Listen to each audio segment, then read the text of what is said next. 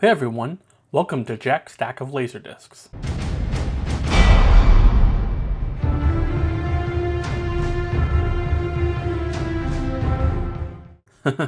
Sorry for the bit of self-indulgence. I couldn't resist. Getting back on topic, today we will be digging into my huge collection of Laserdiscs and pulling out my copy of Terminator 2 Special Edition.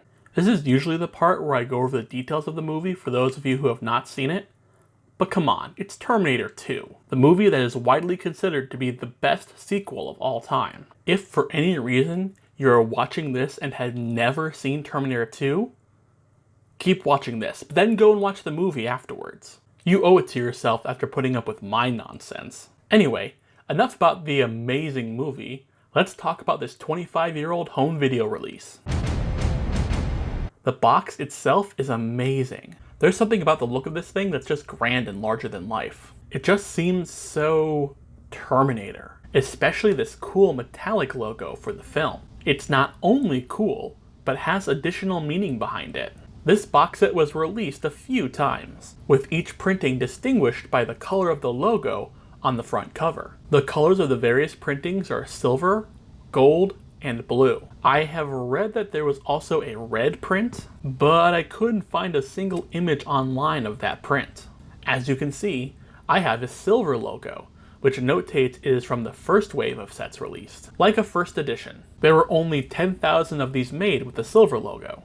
After those ran out, the next edition had a gold label, and when those ran out, the final printings were either red or blue. So yeah, I seem to have one of the initial prints for this, which is pretty cool. But before all you collectors try and track me down and buy my copy from me, a bit of a warning. In doing my research for this episode, my findings seem to indicate that, despite the limited number of these silver prints, it seems the prints weren't limited enough to make them rare or valuable. It's just a cool relic from the forgotten age of home video. Plus, everything inside the set is exactly the same from print to print. Literally, the only difference between each print is the color of the logo. But you know what? I still think it is super cool. It's just a classy looking set. Once you slip off that outer case, there is an inner case that contains the discs and the insert. The inner case itself has an image of a Terminator skull on one side and Arnold on the other.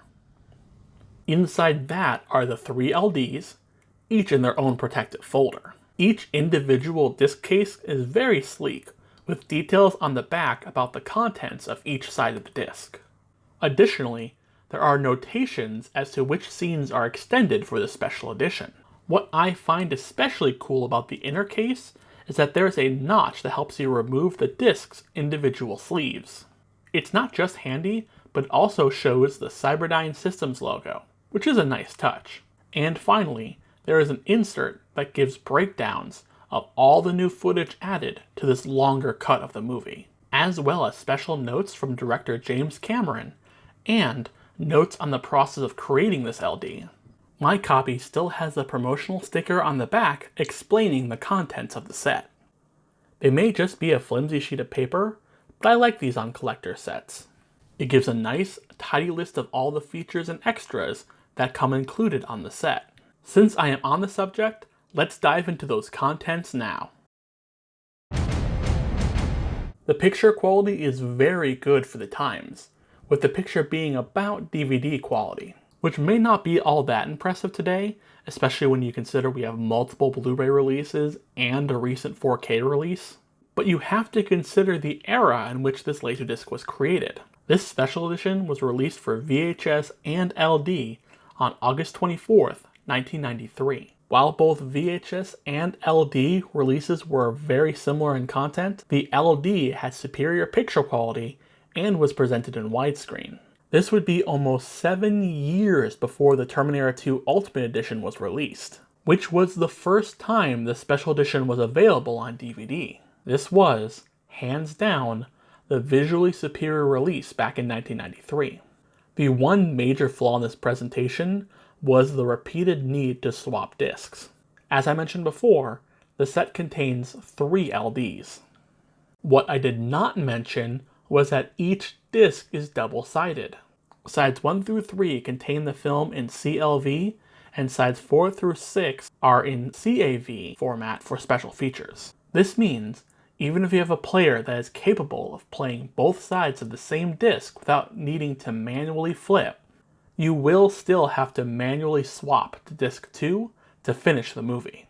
Now, despite my frustration with having the movie interrupted twice before I can finish it, swapping the media during the movie wasn't exclusive to LD. Anyone with an extensive VHS library probably at one point owned a movie that was split onto 2 tapes.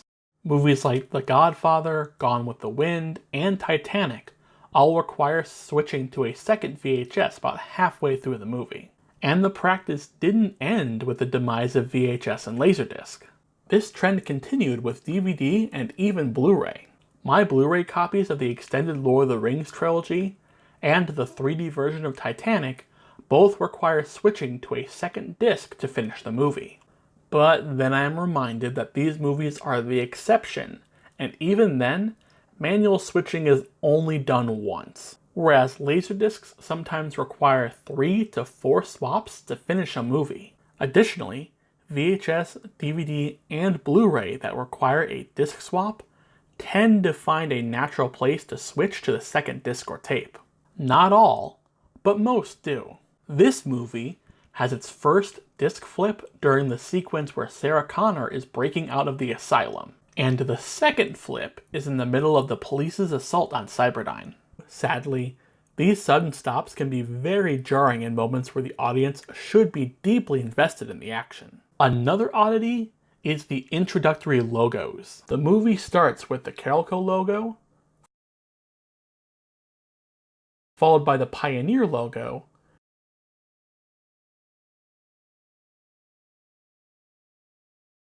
and then the Carolco logo again. It's weird. It doesn't bother me too much, mostly due to nostalgia. The LD release of the Special Edition was produced by Pioneer, one of the major players in the Laserdisc market.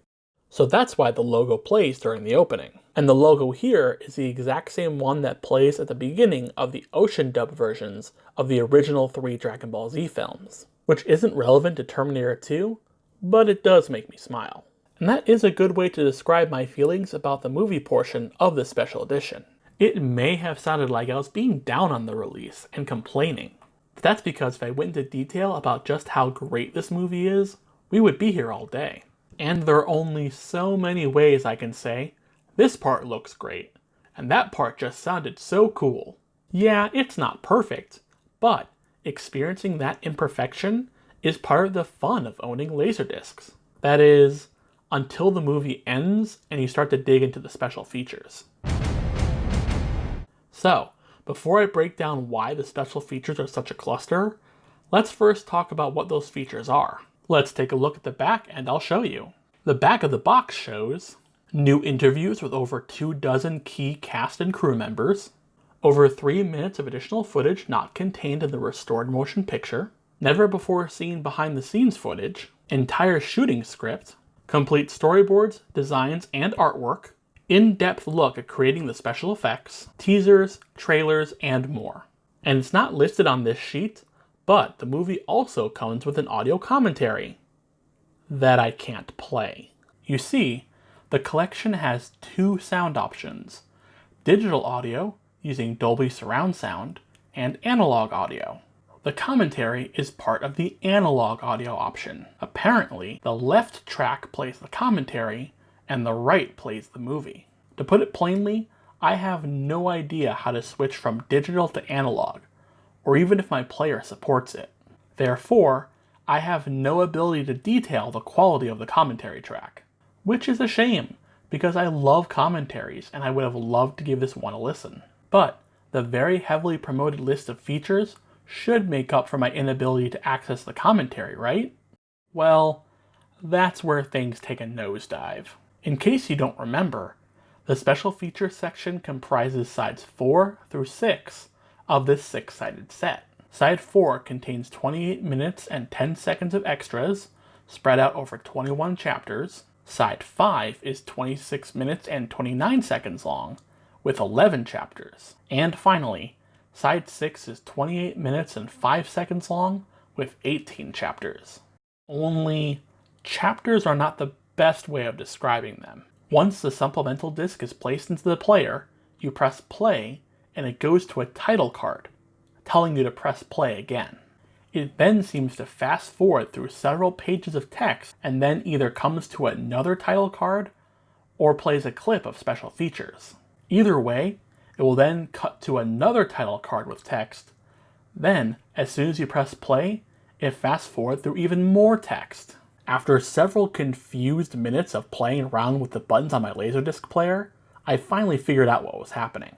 Certain chapters are just still images with either the word step or play in the lower corner. If it says play, you press play and it plays a video clip like a normal feature. But the step icon is an indication that you are not supposed to play this part like a video, but view this section frame by frame, with each frame having bits of information to read, and you'll need to go forward frame by frame to read all the information. This seems to be supported by the fact that one of the special features listed on the box was a shooting script. It is literally a huge section of script that the people who made this LD expect you to read page by page.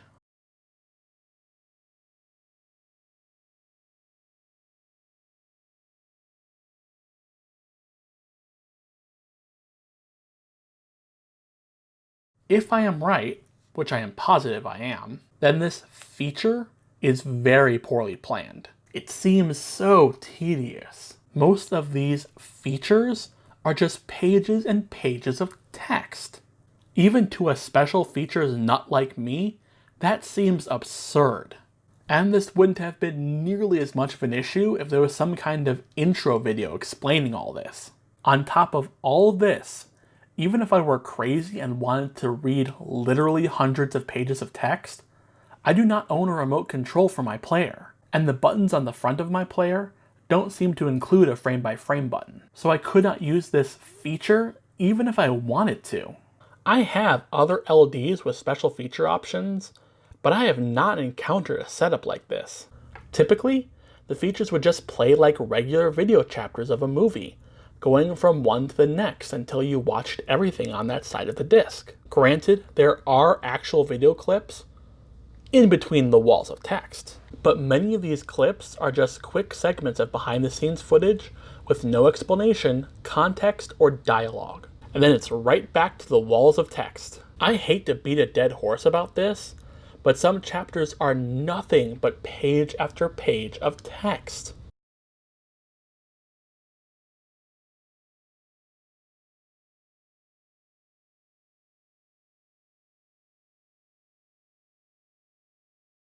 And some of it looks really cool. I wish I could read it. The absolute worst example of this is when they're going into detail on the effects for the T1000. First, you get pages and pages of text discussing how the visual effects were performed for a certain scene or part of a scene.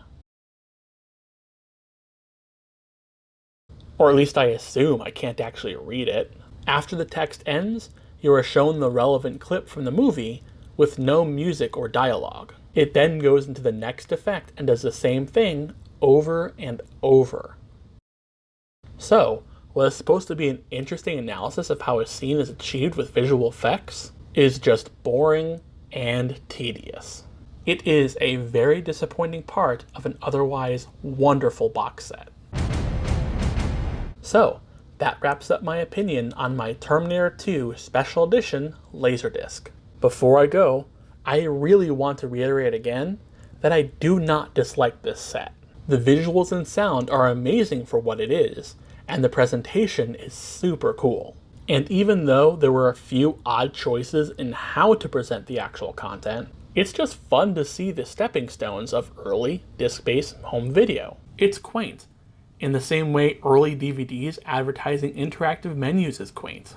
And in this day and age, where physical media is quickly losing prominence, it's nice to have this relic of what used to be, warts and all.